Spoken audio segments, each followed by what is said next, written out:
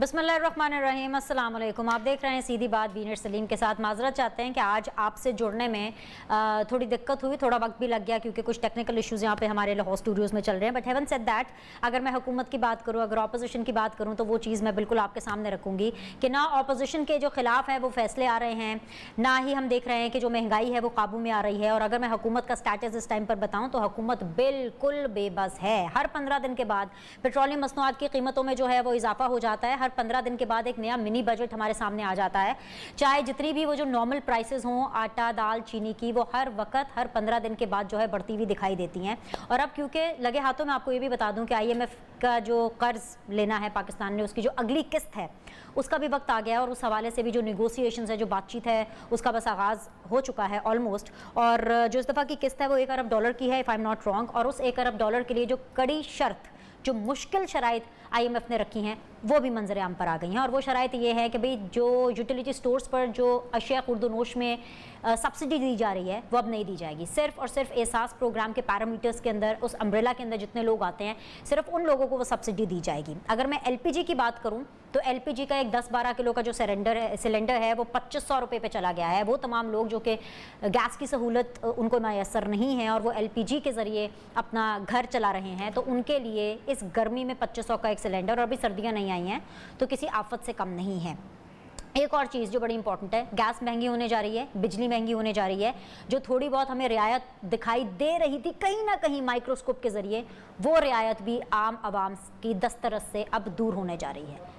ऐसे में हुकूमत क्या कर रही है? बड़े कमाल महारत के साथ हुकूमत आवाम को कभी इंतखाबी इस्लाहात के पीछे लगा देती है, कमाल महारत के साथ कभी हुकूमत आवाम को ऑपोजिशन की करप्शन के बयानी के पीछे लगा देती है। और अब तो एक नई चीज़ ले आए ना, नया क्या आया है कि अब आवाम को एक नई ट्रक की बत्ती के पीछे लगाया जा रहा है। और खान साहब ये फरमा रहे हैं, पाकिस्तान तहरीक इंसाफ की हुकूमत हम अब आवाम को ये बता रही है कि पिछले दौरे हुकूमतों में जो सड़कें बनती थीं उसमें भी करप्शन है, सो लिहाजा अब उसको प्रोब करना है और उसके खिलाफ जो है वो इंक्वायरी का जो है बाकायदा तौर पर अब आगाज़ हो जाएगा। ऐसे में आवाम को रिलीफ कब, कहाँ, कैसे मिलेगा? This still remains $1 million question. क्योंकि जहाँ इमरान खान साहब इन तमाम चीज़ों पर अपनी नज़रें जमा कर आवाम को इंगेज कर रहे हैं, वहाँ पर एक नज़र मैं दरख्वास्त करूँगी इमरान खान साहब से, मोहतरम प्राइम मिनिस्टर से, कि वो चीफ जस्टिस ऑफ पाकिस्तान के उन रिमार्क्स पर भी नज़र डालें जब चीफ जस्टिस ऑफ पाकिस्तान हम सबको ये बताते हैं कि करप्शन क्या है। वो आप खैबर पख्तूनख्वा में जाके देखिए, खैबर पख्तूनख्वा में हर काम नाकिस तरीके से हो रहा है। जो सरकारी इमारतें बन रही हैं वो नाकिस बन रही हैं, लेकिन नैब खामोश है। वहाँ पर जितने भी तरक्याती काम हो रहे हैं, दहशतगर्द उन तरक्याती कामों वालों से पैसे लेते हैं, भत्ता वसूल करते हैं, लेकिन हुकूमत खामोश है। गवर्नेंस नाम की कोई चीज़ नहीं है। ये वो चीज़ें हैं जिसके ऊपर इस हुकूमत को बिल्कुल एड्रेस करना चाहिए। आज के पैनलिस्ट आपके सामने आलिया हमजा में ज्वाइन करेंगी, होपफुली रहनुमा है पाकिस्तान तहरीक इंसाफ की सिटिंग MNA इस वक्त सेशन में। आई होप सो के she is expected to join the studio any time soon. Jafar Iqbal साहब हैं, रहनुमा है PMLN के। अस्सलाम वालेकुम, खुश आमदीद अपोजिशन बेंचेस से। And last but never the least, barrister Amir Hasan साहब है, रहनुमा है पाकिस्तान पीपल्स पार्टी के, again from the opposition benches. तीनों मेहमानों को मैं खुश आमदीद कहूँगी, दोनों मेहमानों को खुश आमदीद कहूँगी। बहुत बहुत शुक्रिया ज्वाइन करने के लिए। जाफर भाई, मेरी ख्वाहिश थी कि मैं हुकूमत से आगाज़ करती, क्योंकि आज उनके खिलाफ चार्जशीट बहुत लंबी है जो नज़र आ रही है, लेकिन आपके भी जो मामलात हैं ना वो कोई अच्छे नहीं जा रहे हैं। आपको एक ठीक है सरखुरुई हुई, आज शहबाज शरीफ साहब ने एक्सटेंसिव प्रेस कॉन्फ्रेंस भी रखी हुई थी, वहाँ पर उनसे मुलाकात भी हुई, ऑन रिकॉर्ड भी गुफ्तगू हुई उनके साथ, ऑफ रिकॉर्ड भी गुफ्तगू हुई। लेकिन सर, जितनी चाहे मर्जी आप बातें कर ले ऑन रिकॉर्ड, जितने चाहे मर्जी आप सवालों के जवाब दे दे जाफर इकबाल साहब, लेकिन जो हुकूमत है ना, जो आपकी ऑपोजिशन है, जो इमरान सरकार है, जो फवाद चौधरी साहब हैं, जो काबीना है, उनको सेटिस्फैक्शन नहीं है। वो कह रहे हैं भाई डेली बुनियादों पर अब आपके केसेस सुनेंगे, आपने जो चोरी की है उसका हिसाब आपको देना पड़ेगा। प्रेस कॉन्फ्रेंसेस से उनकी तसल्ली नहीं होने वाली। बिस्मिल्लाहिर्रहमानिर्रहीम, बहुत शुक्रिया विनिश।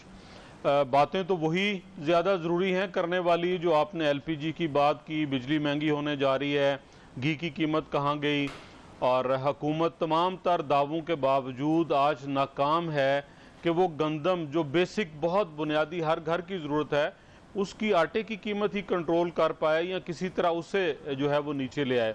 लेकिन आपकी बात के ऊपर आ जाते हैं कि हुकूमत को तसल्ली क्यों नहीं हो रही। इसलिए तसल्ली नहीं हो रही कि हुकूमत जो अदालत का काम है वो ख़ुद से करना चाह रही है। आज फवाद चौधरी साहब ने फैसला सुनाया कि बहुत जल्द शहबाज शरीफ साहब 25 साल के लिए उनको सज़ा होने जा रही है। अब बताइए कि एक वफाकी वज़ीर इत्तलात के इख्तियारात में उनकी ड्यूटीज़ में, उनके रोज़मर्रा मामूलात के अंदर कहाँ ये लिखा है कि वो बैठकर फैसले सुनाएंगे। हाँ, उनके पास कोई और कुछ है नहीं कहने को। आज डॉलर 172 रुपये और 70 पैसे का हो गया, तो क्या फवाद साहब ये खुशखबरी सुनाएं इस मुल्क के अंदर जो मुआशी सरगर्मियां हैं या इस मुल्क के बसने वालों के लिए कि भाई वो आज कितना कर्ज। हाँ, असद उमर साहब अल्लाह भला करे, नाम उनका जहन में आ गया, वो जो हमारे ज़माने में हुआ करते थे वो होते और आज उन्हें कोई कैलकुलेटर मुयसर होता तो बताते कि मेरे और आपके ऊपर एक दिन के अंदर कितना कर्ज बढ़ गया है। ये बताने से वो कासिर हैं। वो ये बताने से भी कासिर हैं कि पिछले 9 दिनों में मुसलसल स्टॉक एक्सचेंज नीचे जा रही है। अगर सिर्फ आज की बात कर लूं तो वो 800 पॉइंट गई और गालबन 2 अरब रुपया लोगों का नुकसान हुआ। आप शहबाज शरीफ साहब को 25 साल अंदर रख लीजिए, आपने शाहिद खाकान अब्बासी साहब को 2.25 साल अंदर रखा और आपने कहा कि इख्तियारात का नजायज़ इस्तेमाल करके आपने MDPSO लगाया, इख्तियारात का नजायज़ इस्तेमाल करके 2 LNG टर्मिनल लगाए, लेकिन अपने जो एनर्जी के वुज़रा फारिग किए, ज़रा उनके बारे में भी बता दें कि उन्होंने सस्ती जो LNG खरीदी है वो मुझे और आपको कितनी सस्ती पड़ रही है। ज़रा उनके बारे में बता दें कि जब सरवर खान साहब थे तो LNG ना मंगाने के ऊपर दिसंबर जनवरी में बिजली कितनी महंगी बनानी पड़ी फर्नेस ऑयल से, ये भी बता दें। ये भी बता दें कि आज मुल्क के अंदर गंदम के ज़खायर कितने हैं। वो जो सब्सिडी थी आपने कहा ख़त्म होने जा रही है, वो किसकी ज़िम्मेदारी है? वो भी शहबाज शरीफ साहब की ज़िम्मेदारी है। एहसन इकबाल साहब के ऊपर ये इल्ज़ाम लगा कि अपने इख्तियारात इस्तेमाल करके फ़ंड्स दिए। भाई वज़ीर मनसूबाबंदी का इख्तियार अगर वो इस्तेमाल नहीं करेंगे तो काहे को वज़ीर बने? हाँ, फंड्स जारी किए, लगे, एक बैनुल-अक़वामी सतह का जो है वो स्पोर्ट्स का सेटअप बना। आप अपने वुज़रा की कारकर्दगी ज़रा बताइए, आपके पास बताने को कुछ नहीं है। शहजाद अकबर साहब आज चेयरमैन नैब भी, अभी उनके भी मैं टिकर सुन रहा था कि हम जो है सर आप लोगों की जो हालत है, माजरत के साथ जो आप लोगों की हालत है सियासत में और जो हालत पाकिस्तान तहरीक इंसाफ ने कर दी, उसके बाद भी आप उनसे उनकी परफॉर्मेंस मांगेंगे। सर आपको बुरा लगेगा, तल्ख सवाल है लेकिन ये सच है, बल्कि सवाल नहीं है, एक ऑब्जर्वेशन है जो कि मैंने आज भी ली जब मैं शहबाज शरीफ साहब की प्रेस कॉन्फ्रेंस पर थी। उनसे गुफ्तगू भी हुई, नो डाउट कि उन्होंने हमारे सवाल भी एंटरटेन किए, लेकिन सिर्फ उस मुद्दे की हद तक। महंगाई पर उनसे सवाल किया गया प्रेस कॉन्फ्रेंस में, उन्होंने एंटरटेन नहीं किया, उन्होंने इशारा किया, उन्होंने कहा नहीं प्लीज आज हम टॉपिक पे बात करेंगे। इंतखाबी इस्लाहात पर उनसे सवाल किया गया प्रेस कॉन्फ्रेंस में, उन्होंने कहा नहीं सॉरी, सिर्फ हम आज इस केस पर बात करेंगे। सर जब पाकिस्तान का ऑपोजिशन लीडर, मेरा ऑपोजिशन लीडर प्रेस कॉन्फ्रेंसेज में अवामी जगहों पर इन चीज़ों को एड्रेस नहीं करेगा तो सर आप क्या परफॉर्मेंस पूछते हैं? आप लोग की तो ये हालत है कि आप लोग खुल करके मीडिया के सवालों का जवाब हुकूमत की परफॉर्मेंस पर नहीं दे पाते। वापस आती हूँ सर आपके पास, मुझे अलाउ कीजिए पीपल्स पार्टी के पास जाना। जी अच्छा कर लें, जी जी जी जवाब दे। मौजूद हूँ, आप पूछिए सवाल। मैं शहबाज शरीफ साहब का नुमाइंदा हूँ, नवाज शरीफ साहब का नुमाइंदा हूँ और मैं हुकूमत की परफॉर्मेंस पे बात कर रहा हूँ। मैं कब नहीं कर रहा हुकूमत की परफॉर्मेंस पे, मैं सिर्फ हुकूमत की नहीं, हुकूमत को लाने वालों जाफर भाई उनके नुमाइंदे आजकल बहुत मुश्किल में हैं। मैं ये नहीं चाहती कि आप मजीद मुश्किल में आ जाएं, आपकी मुश्किलात बढ़ जाए, तो आगे बढ़ने दें, आगे बढ़ने दें। मैं ये भी पूछने के लिए तैयार हूँ कि जनरल कमर जवेद बाजवा साहब को शाहिद खाकान अब्बासी साहब की वजारत उज़्मा में मईशत की बहुत फिक्र थी, आज वो कहाँ हैं? DGISPR उस वक्त जो थे आसिफ गफूर साहब, उनको बहुत फिक्र थी, रियासत का हिस्सा है सर। आज किधर हैं सर? आज भी उनको फिक्र है। आपको लग रहा है कि आज उनको फिक्र नहीं है? सर वो अपना रोल प्ले कर रहे हैं, हमारे जितने भी इंस्टीट्यूशंस हैं वो आज भी अपना रोल प्ले कर रहे हैं। मुझे आगे बढ़ने दीजिए, मुश्किलात में अपनी इजाफा ना कीजिए। वापस आऊंगी आपके पास सवाल लेके। हम यहाँ पहुंचे हैं बिनेश, उनके रोल की वजह से यहाँ पहुंचे हैं। अच्छा बैरिस्टर साहब अस्सलाम वालेकुम। बैरिस्टर साहब मैं एक कदम और आगे जाऊंगी। आपने जितना कथारसिस करना है महंगाई पर आप कर लीजिए, आपने जितना कथारसिस करना है इस हुकूमत पर और वो जो सलूक आप ऑपोजिशन के साथ करिए आप जरूर कीजिए, लेकिन सर ये सवाल जरूर रखिए साथ कि हुकूमत एक दफा फिर से ऑपोजिशन को बाईपास करने वाली है। अभी ये बल्कि टक्कर भी चल रहे हैं, ये सेनेट के अंदर ख्वाजा आसिफ जो है बिल्कुल आग बगोला हुए में, सीख पाए में, क्योंकि जो कमिटमेंट नेशनल असेंबली के अंदर इस टाइम पे ख्वाजा आसिफ साहब की गुफ्तगू चल रही है, नीचे टिकर्स भी चल रहे हैं, ही इज रियली एंग्री। और इस वजह से एंग्री है क्योंकि एक अंडरस्टैंडिंग ये डेवलप हुई थी कि भाई ऑपोजिशन को लूप में रखा जाएगा इंतखाबी इस्लाहात के लिए, लेकिन I have a breaking news for you guys. और ब्रेकिंग न्यूज़ ये है कि अब ऑपोजिशन को लूप में नहीं रखा जाएगा, जॉइंट सेशन होगा पार्लियामान का और फिर ऑब्वियसली कानून साजी होगी। कैसे रोक पाएंगे आप? कानूनी तरीके से भी नहीं रोक सकते। What is the way out sir? देखिए, ये तो चेयरमैन बिलावल भुट्टो ने बड़ी देर पहले कहा था कि हमें खदशा है, क्योंकि इस हुकूमत से आप कभी भी कोई खैर की तवक्को रख नहीं सकते हैं कि ये जमहूरी तरीके से, इवन कानून साजी भी जमहूरी तरीके से कर सकेगी। तो ये बलडोज करते रहे हैं, इनके पास मुरवजा तरीक़ाकार के मुताबिक कानून साजी का इख्तियार तो है नहीं, ना अक्सरियत है, तो ये ऐसे ही करेंगे। लेकिन एक बात याद रखें, कुछ कानून साजियाँ ऐसी होती हैं जो डे टू डे मैटर्स होते हैं, उसमें अगर आप कर भी दें तो कोई इशू नहीं है। लेकिन मेरे नज़दीक इंतखाबी इस्लाहात हों, फिर आप ओवरसीज़ का वोटिंग का हक हो, या ऐसी कानून साजियाँ अगर आप इस तरह बलडोज करेंगे, अपोजिशन की राय का एहतराम नहीं करेंगे, एक दो वोट की अक्सरियत से आप करवा भी लेंगे, तो आप उस इलेक्शन को किस तरह करवा लेंगे सर? नहीं, अगर करवा भी लेते हैं, अभी तो मैं अगर मगर पे बात है ना, अभी तो हुई नहीं। बहरहाल जॉइंट सेशन अगर ये रखेंगे तो तवक्कुआत तो हैं कि हो सकती है। अगर ये करवा भी लेंगे तो क्या उन इंतखाबात को कोई मानेगा, उन तरीक़ाकार को कोई मानेगा? आपने पार्लियामान को रबर स्टैंप बना दिया, इलेक्शन कमीशन को आप बेवकार करना चाहते हैं, अपोजिशन के साथ आप गुफ्तगू नहीं करना चाहते। प्राइम मिनिस्टर तकब्बुर की 70वीं मंजिल पर बैठ के ना कौमी असम्बली में आते हैं, ना अपोजिशन के साथ गुफ्तगू करते हैं। कमेटीज के अंदर आपने कानून साजी का तरीकाकार बंद करके रखा हुआ है। स्पीकर जो है वो वन साइडेड इजलास भी चलाते हैं और इस तरह बेलडोज भी करते हैं। मुल्क का सदर बाबर अवान के साथ मिलकर अगले इलेक्शन को धांधली ज़दा कैसे बनाना है, क्योंकि इन्हें तो पता है कि इनके करतूत क्या हैं और इनकी आवाम के अंदर कितनी आवाम इन्हें पसंद करती है। 2018 के इलेक्शन में ये जिस तरह आए, तो कोशिशें तो इस वक्त ये हैं कि मुल्क के अंदर अनारकी पैदा की जाए। और अनारकी का ये तरीकाकार है कि एक वो मुल्क जो कि स्टेबिलिटी की तरफ गामजन था, तीसरी मुसलसल हुकूमत है जो इलेक्शंस के जरिए भले जैसे भी हों आई है, उसे एक अनारकी की तरफ ले जाना चाहते हैं। महंगाई अरूज पे है, बेरोजगारी अरूज पे है, गुर्बत अरूज पे है। उसके बाद आप कानून साजी भी इनकी मर्जी से नहीं करने देते हैं।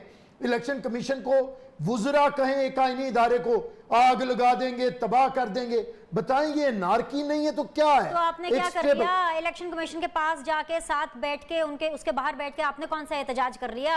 आपने तो सिर्फ प्रोग्राम्स में ये बात कर रहे हैं ना। चलो मुझे ब्रेक लेने दे सर। देखिए बिनिश, अगर तो बात अगर आपने हर चीज नहीं एहतजाज नहीं, हम बहुत कुछ कर सकते थे, कर सकते हैं। करेंगे अपोजिशन तो करेंगे। मेरी बात तो सुन, मुझे कहने तो दें। अपोजिशन तो अपोजिशन बन जाए ना, ये अब खेलना बंद करें, मैं जीत गया वो हार गया, मैं बड़ा क्लियर हो गया। भाई पाकिस्तान के अवाम इस वक्त बदतरीन, आपको पता है कि इस वक्त मुल्क के नौजवान 24% तक बेरोजगार है, पढ़ा लिखा नौजवान।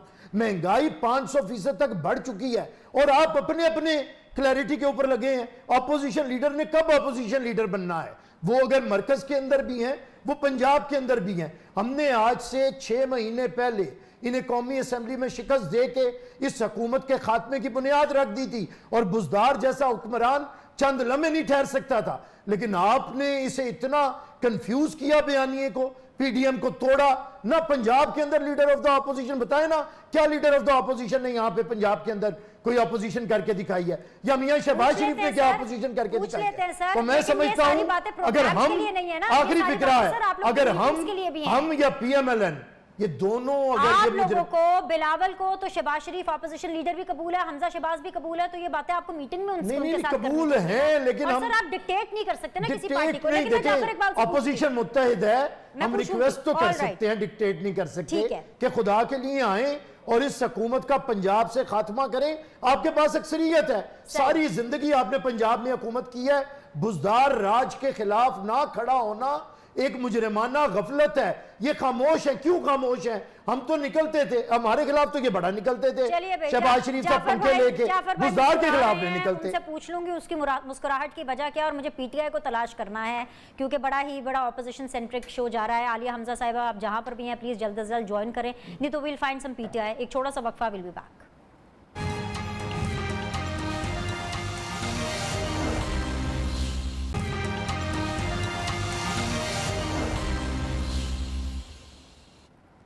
Welcome back ji. जाफर इकबाल साहब, बहुत सारे सवालात हैं आपसे, तो सिर्फ हुकूमत ही खफा नहीं है आपसे, तो आपकी जो दूसरी ऑपोजिशन जमात है जिसके ऊपर आप तकिया किए बैठे थे पीडीएम के अंदर कि भाई जॉइंट ऑपोजिशन होगी, with PDM, without PDM, with Maryam, without Maryam, चाहे शहबाज साहब हो चाहे हमजा साहब हो, लेकिन अभी भी बात कुछ बनती हुई नजर नहीं आ रही। शिकवे शिकायतें आपने सुने हैं, कितने आ रहे हैं?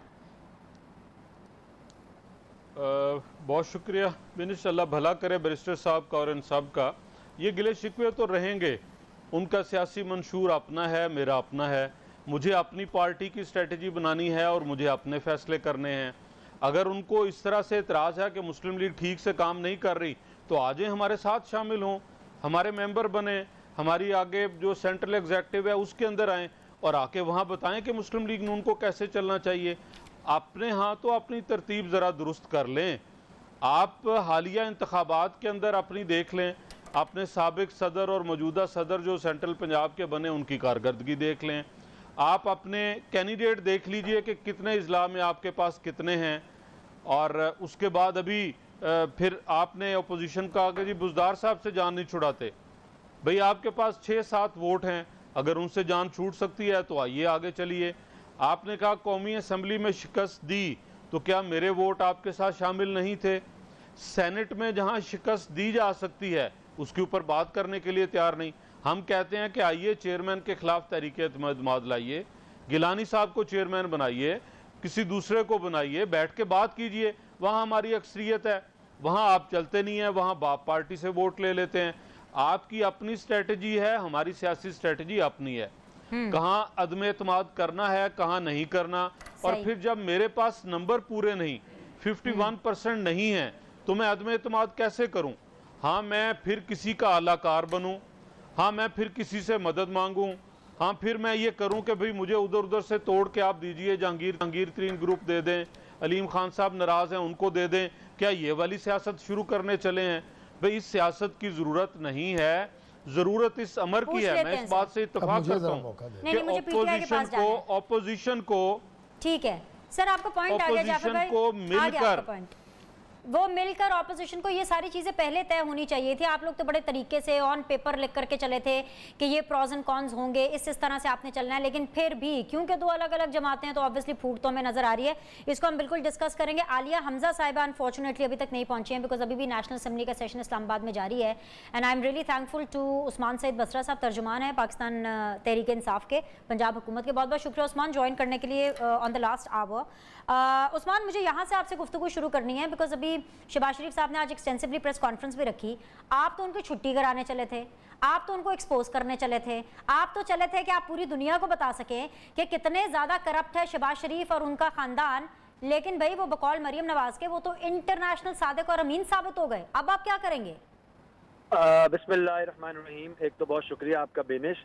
दूसरी बात यह है कि देखिए मैं बड़ी माजरत से कहूँगा, मैंने बड़ी अपनी उर्दू की जो दबस्तान है, गुलिस्तान उर्दू है, उसमें से बड़े मैंने अल्फाज ढूंढे हैं, लेकिन झूठे से कम जो मिनिमम मुझे लफ्ज़ मिला है ना जी, वो झूठा मिला है। मैंने अपनी ज़िंदगी के अंदर, सियासी ज़िंदगी के अंदर भी, जो मैंने तलबा सियासत शुरू की और जो हमारी पॉलिटिकल एक बैकग्राउंड है, मैंने ज़िंदगी के अंदर इस किस्म के परपेचुअल झूठों से हमारा वास्ता नहीं पड़ा, मैंने ज़िंदगी में देखे ही नहीं है जी। आप मुझे बताइए कि ये जो मरियम औरंगजेब कह रही हैं या पूरी मुस्लिम लीग नून जिसके ऊपर लुडियाँ डाल रही है, ये एक ऐसा वाक़या है जो सिरे से कहीं पे हुआ ही नहीं है। अच्छा उस्मान, बात मरियम औरंगजेब से आगे निकल गई है। मैं मरियम नवाज की बात कर रही हूँ। उन्होंने कहा इंटरनेशनल सादिक और अमीन, मुबारकबाद दी अपने चचा को हमारे सामने। जी देखिए मेरी बात सुनिए, मैं जिस मरियम सफदर अवान को मैं जानता हूँ, हम तो कहते हैं कौन क्या है माजी गवाह है। जरा मैं माजी के करीब, माजी के झरोकों में देख लेता हूँ कि क्या ये खातून क्या वाकई इतनी क्रेडिबिलिटी रखती हैं कि उनके ऊपर बात की जाए। ये वही खतून है जिन्होंने पाकिस्तान की आला तरीन सुप्रीम कोर्ट जैसी अदालत के अंदर कैलिबरी फॉन्ट वाला कतरी लेटर पेश किया। न कतर का लेटर असली था, न कैलिबरी फॉन्ट असली थी, न ट्रस्ट डीड असली थी। पाकिस्तान की सियासत में झूठ, बोगस, डिफेक्टो गुफ्तगू और कागजात पेश करने की ये मुजद है। लिहाजा मैं तो समझता हूँ कि इनकी किसी बात को दरख्वास्त इतना समझता ही नहीं हूँ। दूसरी बात यह है कि मैं भी थोड़ा सा कानून का तालिब इल्म हूँ, उसकी हौ नौ रखता हूँ। आप भी हालात हाजरा के ऊपर बड़ी जबरदस्त गिरफ्त रखती हैं। मेरे ख्याल में आपको अपने टेलीविजन के ऊपर इस किस्म की गुफ्तगू को अलाउ नहीं करना चाहिए। किस किस्म की कि एक खातून कह रही है जी मेरे चाचा जी आप इंटरनेशनल सादिक और अमीन हो गए हैं। पहले तो हमें बताएं वो सारा जो फैसला है उसके अंदर शहबाज शरीफ का वर्ड हमें ढूंढ के दिखाएं, कहाँ लिखा हुआ है, नंबर 1। दूसरी बात यह है कि लोगों को आप डिस्ट्रे कर रहे हैं। पहले ये बताइए कि इसके अंदर पार्टी कौन जाके बना हुआ था। भाई आप क्योंकि इंटरनेशनल बैनुल अक़वामी झूठे और चोर मशहूर हैं, पहले हम बचपन में फिल्में सुना करते थे, बैंकॉक के चोर, बैंकॉक के डाकू, अब ये रायवंड के डाकू पूरी दुनिया में मशहूर हैं। आप यहाँ से लूट के पैसा लेके गए, नेशनल क्राइम एजेंसी के अंदर एक हलचल हुई कि ये कौन है। आदमी बगैर काम किए। अच्छा, मैं जरा जवाब ले लूं।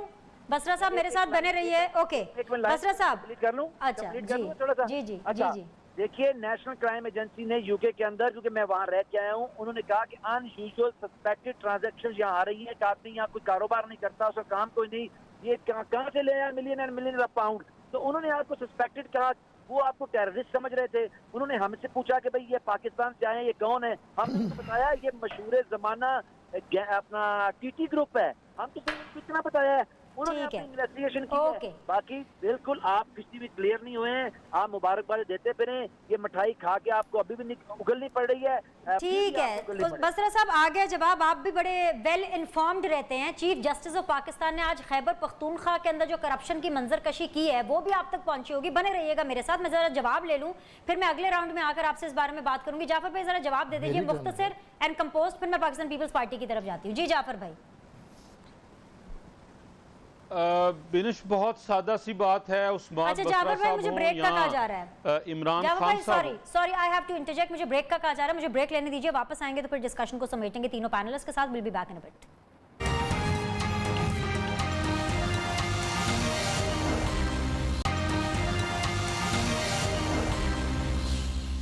वेलकम बैक जी भाई। तमाम मेंबर्स के लिए जितने भी इस शो में हैं और जो मुझे देख भी रहे हैं, ये ब्रेकिंग न्यूज़ है कि वो जो हम जिक्र कर रहे थे ना कि वो इंतखाबी इस्लाहात का, उसकी तहरीक नेशनल असम्बली में मंजूर हो गई है और अब डेफिनेटली मुश्तरका इजलास होगा और उसमें भी मंजूर हो जाएगी और ये अपोजिशन कुछ नहीं कर पाएगी। जी जाफर भाई कमेंट दीजिए। पहले मैं बसरा साहब जो शीला खताब फरमा रहे थे, इनके पास सिवाय चीखने के कोई और काम नहीं है। पढ़े लिखे अफराद दलील से बात करते हैं, तहम्मुल से बात करते हैं और असूलों के साथ बात करते हैं। अब शहजाद अकबर साहब जो हैं वो शायद इसी हुकूमत के, जिस तरह बसरा साहब तर्जमान हैं या एक कारकुन हैं, वो भी इन्हीं के हैं। उनकी सारी गुज़िश्ता जितनी प्रेस कॉन्फ्रेंसेस हैं जिसमें लंदन उनके जाने का, लंदन की प्रॉपर्टीज़ का और यहाँ से पैसा लंदन ले जाने की बातें करते रहे, तो जाहिर बात है उन्हीं घरों की बात हो रही है, उन्हीं अकाउंट्स की बात हो रही है। और अल्हम्दुलिल्लाह शहबाज शरीफ साहब हों, मियाँ नवाज शरीफ साहब हों, उनका किसी अमेरिका की अदालत में कोई ऐसा केस नहीं जहाँ अपनी औलाद के हम वारिस न बने। सलमान शहबाज साहब साहबजादे हैं, उनके अकाउंट्स की बात हुई, उनकी प्रॉपर्टी की बात हुई और यहाँ बैठकर यही अकाबरीन लिंक करते रहे जी पैसा यहाँ से चोरी करके ले जाते रहे। और जहां का कह रहे हैं वहां उन्होंने कह दिया कि कोई ऐसी बात नहीं, ये सब लीगल है। तो आज शर्म आनी चाहिए। वफाकी काबीना के अंदर एक डॉक्यूमेंट वफाकी काबीना से पास करवाया गया जो बरतानिया ने गालबन 400-500 अरब कितना था या 4 अरब 5 अरब रुपया जो मलिक रियाज साहब लेके गए थे, जो आज तक वाहिद किसी पाकिस्तानी की मनी लॉन्ड्रिंग साबित हुई है, उसे इस टोले ने जो है एमेंसिटी भी दी, उसको लीगलाइज भी किया और हुकूमत के कुछ पैसे देने थे वहाँ एडजस्ट किया। मलिक रियाज के खिलाफ तो आपने केस नहीं बनाया, जहाँ साबित हुआ बरतानिया की अदालत में, बरतानिया हुकूमत ने आपने वो पैसे वापस किए। आज वही हुकूमत कह रही है कि ये जो आप इल्ज़ाम शहबाज शरीफ साहब पर लगा रहे थे, ऐसी कोई बात नहीं, ये पैसे लीगल आए हैं। अब आ जाते हैं, आपने जो बात की कि आज कौमी असम्बली में बिल पास हो गया, ऑपोजिशन क्या करेगी? अगर नंबर गेम पे बात आएगी तो यकीनन तहरीक मंजूर हुई ना जी, जब हमारे नंबर 51% से लेस हैं, जब हमारे नंबर 51% से लेस हैं, इसीलिए हम ऑपोजिशन में हैं। हम उस बात के ऊपर अपने तहफुजात का इजहार कर रहे हैं कि आप जो इलेक्ट्रॉनिक वोटिंग मशीन की बात कर रहे हैं, ये कंसेंसस के साथ होनी चाहिए। मैं भी वोटर हूं, मेरी बात भी सुनी जानी चाहिए। मेरी बात कैसे सुनी जाएगी? आपको अगर 51% की हमायत हासिल है, आप भले फैसले कीजिए, लेकिन इस तरह के फैसले पूरे मुल्क के अवाम को सामने रख के करने चाहिए और उसका एक ही तरीका है कि जो मेरी नुमाइंदगी मौजूद है। ठीक है, ठीक है, मैं जो जरा पीपल्स पार्टी की तरफ जान दीजिए। बैरिस्टर आमिर हसन साहब, जो मेजॉरिटी है ना, मेरी बात आखिरी जुमला बिनिश, आखिरी जुमला बिनिश, आखिरी जुमला जी। देखिए इमरान खान साहब और इनकी सारी काबीना धौंस धांधली के जरिए कानून साजी करने चली है, उसके क्या नुकसानात होंगे। और माजी में भी नुकसान हुआ अगर किसी ने ऐसा किया। हमने 2017 में रिफॉर्म्स किए, आप सब हमारा हिस्सा थे, सारी सियासी जमातों ने मिल बैठ के फैसले किए। आज आप हमारे नुमाइंदों के साथ क्यों नहीं बैठना चाहते? ठीक है, आ गया पॉइंट आपका जी। मेरा जो राइट है अभी उसको आप क्यों तहरीक नहीं मंजूर सुन हो रहे? गई पाकिस्तान पीपल्स पार्टी। सर ठीक है ना, बस प्रोग्राम का वक्त कम रह गया, मुझे पीपल्स पार्टी के पास जाना है। अभी ये जो तहरीक है वो मंजूर हो गया, जाहिर सी बात है पार्लियामेंट में जॉइंट सेशन होगा। जॉइंट सेशन में चाहे एक सीट से, एक नंबर से एक वोट भी ज्यादा हुआ, वो आदती बरतरी होती है। तो जमहूरियत में मेजॉरिटी अथॉरिटी यही तो होता है ना, मेजॉरिटी है बस। देखिए बात ये है कि अभी ये जो लेके भी आएंगे, अगर ये कानून साजी करते भी हैं, उसमें एक ईवीएम मशीन है और दूसरी ओवरसीज़ के वोटर का, उस पर इलेक्शन कमीशन पहले से बता चुका है। तो इस वक्त ये एक एडवाइस कर सकते हैं इलेक्शन कमीशन को कि बेहतर है ईवीएम मशीन्स के साथ इलेक्शन हो। ये तो अब इलेक्शन कमीशन देखेगा ये पॉसिबल है, और वैसे भी इम्पॉसिबल है कि एकदम से इलेक्शन सारे इतना ज़्यादा कि मतलब इसके तो पहले ट्रायल बेसिस होते हैं। लेकिन मैं इससे एक हुकूमती जो जहन है वो वाजे हो गया कि ये हुकूमत जमहूरियत पे, मुशावरत पे, इदारों के वक़ार के ऊपर कोई यकीन नहीं रखती।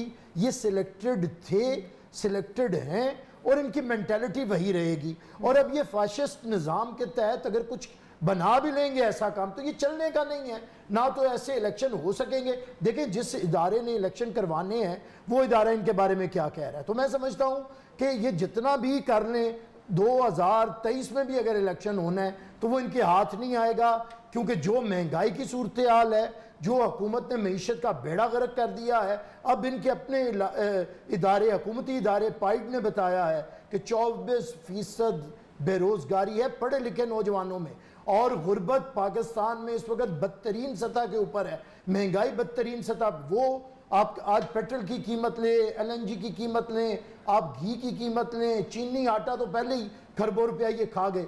तो जो हालात हैं, अब ये मशीनें लाने से पहले हमारे पाकिस्तान के अंदर रिवाज था कि वो शैतान वोट डालते थे, तो अब ये कोई शैतानी चरखा लाना चाहते हैं कि बड़े बैठे बैठे बटन दबाने से। लेकिन सिर्फ मामला ये नहीं है ना, अगर कानून साजी हो जाती है तो इलेक्शन कमीशन भी तो बाउंड है ना, उसी कानून के तहत इलेक्शन कराने में वो आईनी हो जाएगा। वो फिर कोई गलत कानून नहीं होगा। मैं इसमें आपको कानून साजी बता देता हूं। अभी जो होने जा रही है, अभी ये प्रपोज करेंगी कि ऐसे हो, अभी कर नहीं सकते। अभी तो मैं आपको बता रहा हूं, ये सिर्फ और सिर्फ अपनी परफॉर्मेंस से तवज्जो हटाने के लिए है। ये फिजिबल ही नहीं है, इतनी मशीन्स आ जाएं, आप एजुकेट कैसे करेंगे इतने वोटर को? ये हो ही नहीं सकता। एक सिर्फ उन्होंने तूफान खड़ा किया है वुज़रा ने, ताकि कोई उनसे उनकी परफॉर्मेंस के बारे में ना पूछे, कोई ये बात ना करे कि मुल्क के जो इस वक्त हालात हैं उसके ऊपर गुफ्तगू ना हो। कभी ये इनका काम है डंग टपाओ, रोज एक नई चीज लाते हैं उस पर शोर, क्योंकि इनके पास भरमार है तर्जुमानों की, और इनके पास दुश्मनाम की, और इनसे आप गालम गलोच करवा लें, उसके लिए ये तैयार बैठे हैं। इनके पास ना देखें, हुकूमतों का काम एहतसाब करना नहीं है, एहतसाब करना नैब का काम है। लेकिन इनका काम जो था, महंगाई, बेरोजगारी, 1 करोड़ नौकरियां, 50 लाख घर, 18 वजीर, जनूबी पंजाब का सूबा, सबज पासपोर्ट को इज्जत, करप्शन का खात्मा, भाई वो काम तो करते नहीं। आप रोज उठते हैं और आके अपोजिशन के ऊपर गालम गलोच। और दूसरी बात, मैं चौधरी साहब को, मेरे भाई हैं, मैंने एक बात की थी कि भाई उसी तरह अपोजिशन करें जैसे आप हमारे खिलाफ करते थे। हमारी हुकूमत थी सदर आसिफ अली जरदारी के खिलाफ, आप वापडा के दफ्तर, सुई गैस के दफ्तर जलाते थे, इसमें मैंने कोई बुरा नहीं कहा। एकदम वो तानाजनी पे आ गए, भाई आपके पास कितनी सीटें हैं? भाई आपके पास भी तो सीटें, 3 सूबों में तो आपके पास भी सीटें नहीं है, आपके पास भी कोई तंजीम नहीं। इंतजार रहेगा, इंशाल्लाह ताला आप लोगों से फिर मुलाकात करेंगे। See you very soon, Allah Hafiz.